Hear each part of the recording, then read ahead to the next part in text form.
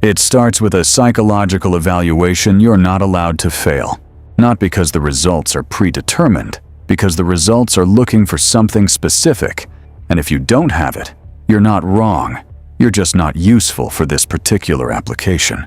The evaluator asks you questions in the tone of someone making pleasant conversation at a dinner party. You answer in the same tone.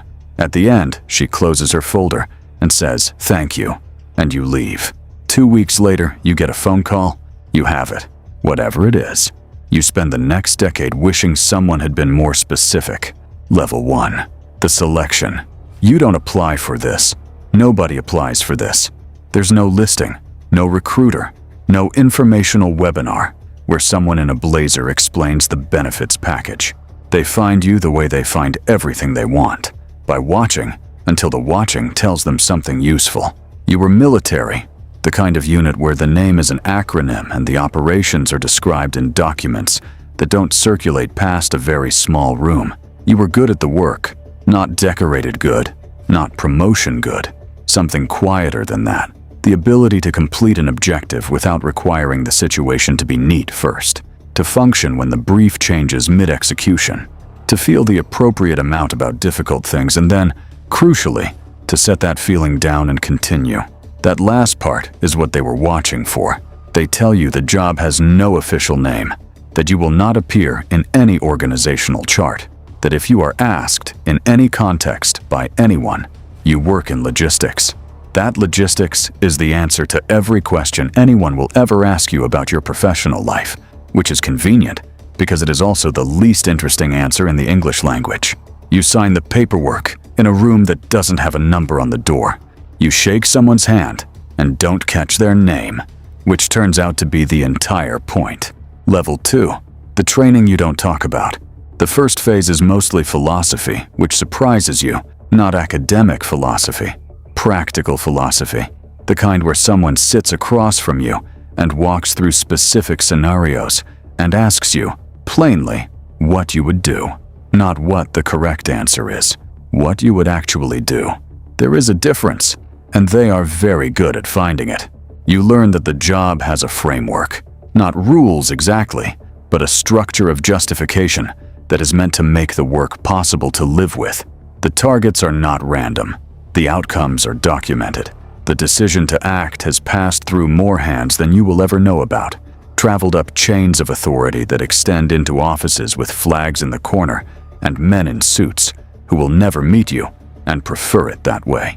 You are the last step in a very long process. This is either comforting or it isn't, depending on the day. The second phase is technical. You don't describe the technical phase. Not here, not anywhere. This is less about secrecy and more about the fact that the technical phase is, in isolation, a deeply strange thing to discuss over any kind of meal, and you have learned to avoid it. What you will say is this: by the end, you are very calm in situations where calm is not the natural human response. You have been placed in enough simulations of impossible circumstances that the real ones, when they come, feel familiar in a way that is professionally useful and personally difficult to explain to a therapist. Not that you have one, not officially. Level 3. The first assignment. The file is thinner than you expected. A name, a photograph, a summary of decisions that have led, through a chain of consequence that spans years and continents, to this file existing and landing in front of you. You read it twice. You ask one clarifying question. You are given an answer. You don't ask another. The city is one you've never been to. You have 10 days of preparation. You spend the first 3 learning the geography the way you were taught, not maps, patterns, where people move fast, where they move slow, where a stranger can stand for 20 minutes without anyone deciding he's a stranger worth noting. You identify the gap in the target's routine on day 5. Everybody has a gap. A moment where the thing they do to stay safe is interrupted by the thing they do to feel normal. This is the gap. This is always the gap. People will compromise almost any precaution for the comfort of one ordinary habit. You don't enjoy this observation. You find it useful anyway. The operation takes 11 minutes. You are back at your hotel with enough time to order room service before the kitchen closes. You eat. You file a confirmation through a channel that exists only for confirmations. You sleep better than you expect to, which is information about yourself that you quietly file away and don't examine too closely. In the morning, you get on a plane. Level 4. The logistics of being nobody. Your life, practically speaking, is an administrative achievement. You have a name.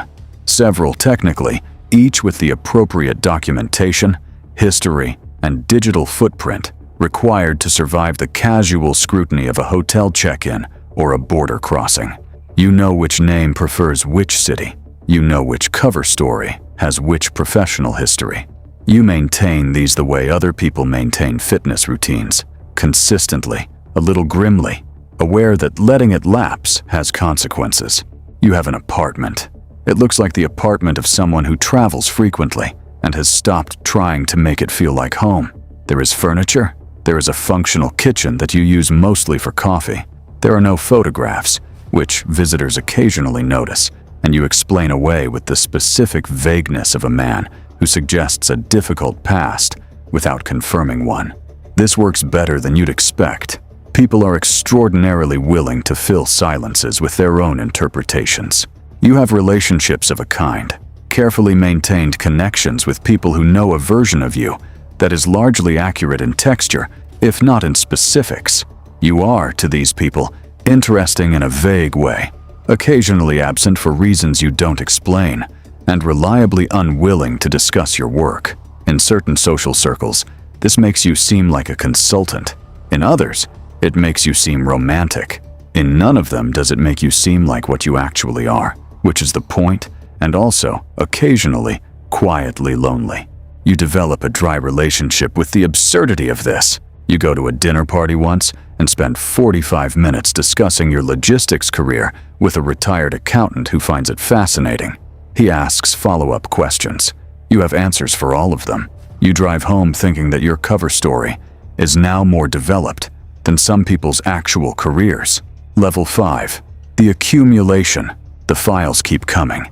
This is not a surprise. You knew the files would keep coming. You accepted the files would keep coming when you shook the hand of the man whose name you didn't catch. What you didn't anticipate was the specific texture of accumulation. Each file is discrete. Each operation is separate. Each outcome is justified, documented, approved, but they stack in a way that individual justifications don't fully account for. You are not haunted, exactly. Haunted implies a loss of function, and you function fine.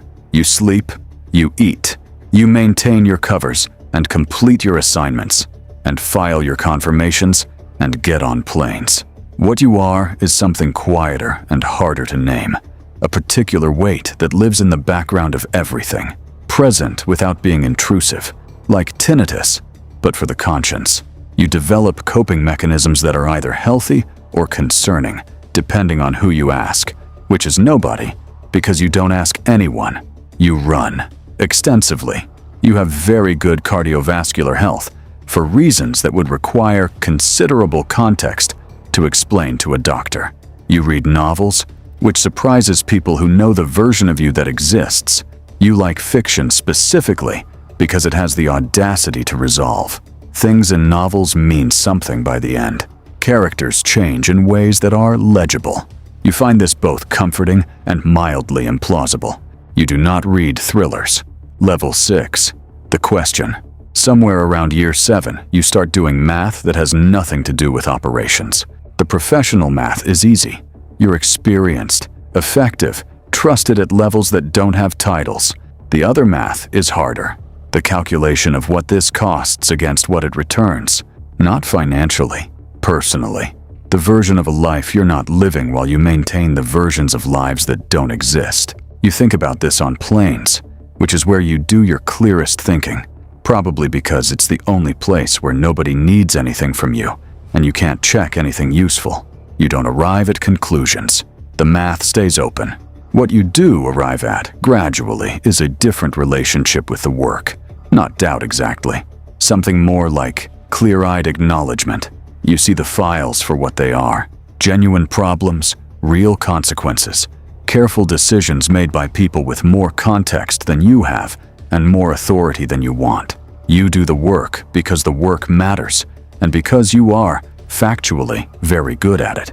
You also see what the work is doing to the parts of you that don't appear in any file. Both things are true simultaneously. You have learned over 7 years that most true things come in pairs like this. Level 7, the quiet exit. You put in the request on a Tuesday, which feels appropriately undramatic. One conversation, one acknowledgement. The specific relief of an institution that knows how to let people go without ceremony, which suits you because ceremony would require explaining things to people, and explaining things to people has never been your strongest skill or your preferred activity. You keep one name, the real one, which has been accumulating dust in the background of all the others. You find it fits less naturally than you expected, like a shoe you haven't worn in years. You put it on anyway and walk around in it until it stops feeling strange. You consult. Eventually. Private sector, security. The kind of work that uses the parts of your experience that can be gestured at without specifics. It pays well. The problems are smaller. Nobody's life depends on your particular brand of ordinary. You sit in meetings where people discuss risk in the language of quarterly projections, and you nod at appropriate intervals and think about how elastic that word is.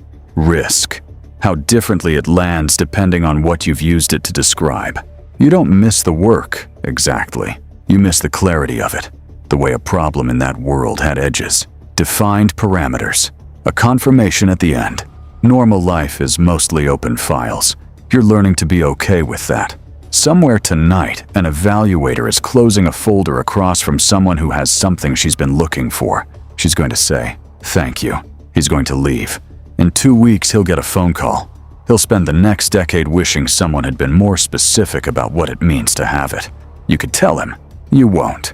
Some things you only understand by accumulation.